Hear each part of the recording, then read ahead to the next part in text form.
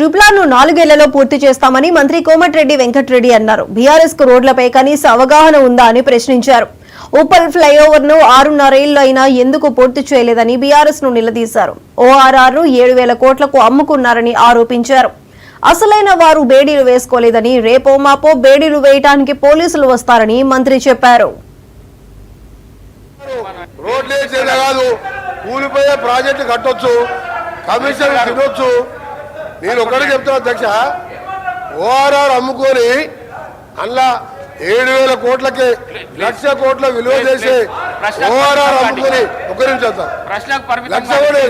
ఈ రోజు సార్ మళ్ళీ చెప్తున్నా, గర్వంగా చెప్తున్నా, గౌరవ ముఖ్యమంత్రి గారు గడ్కరీ గారి సహాయంతో ఈ రోజు రీజనల్ రింగ్ రోడ్ అనే ప్రపంచ స్థాయి స్టాండర్డ్స్ తో రీజనల్ రింగ్ రోడ్ ని వచ్చే మార్చి నాటికి భూసేకరణ చేసి రీజనల్ రింగ్ రోడ్ కూడా ఆర్ఎండ్బి శాఖ ద్వారా నిర్మించబోతున్నాం.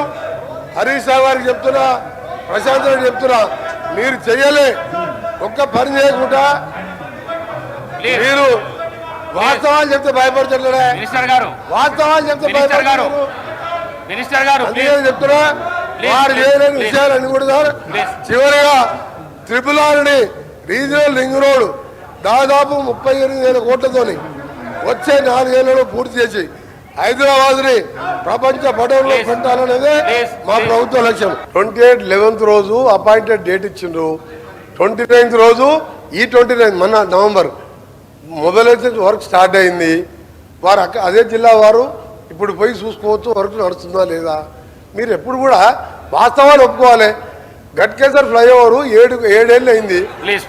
మీ సంగతి చెప్పాలంటే ఒక రోజంతా పడుతుంది అధ్యక్ష, ఒక రోజంతా పడుతుంది. అన్ని అబద్ధాలే.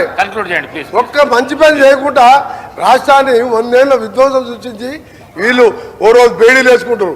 బేడీలు వేస్తారు పోలీసు వాళ్ళు అధ్యక్ష, పోలీసు వాళ్ళు వేస్తారు. రేపే మాపే పోలీసు వాళ్ళు బేడీలు వేస్తారు.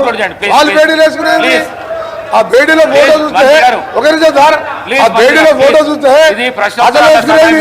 అసలు బేడీలు వేసుకునేది ఇద్దరు, వాళ్ళు బేడీలు వేసుకోలేదు. అమాయకులకు బేడీలు వేడీలు వేయడానికి రేపు పాప పోలీసు వాళ్ళు వస్తారు, బేడీలు వేసుకొని తీసుకుపోతారు.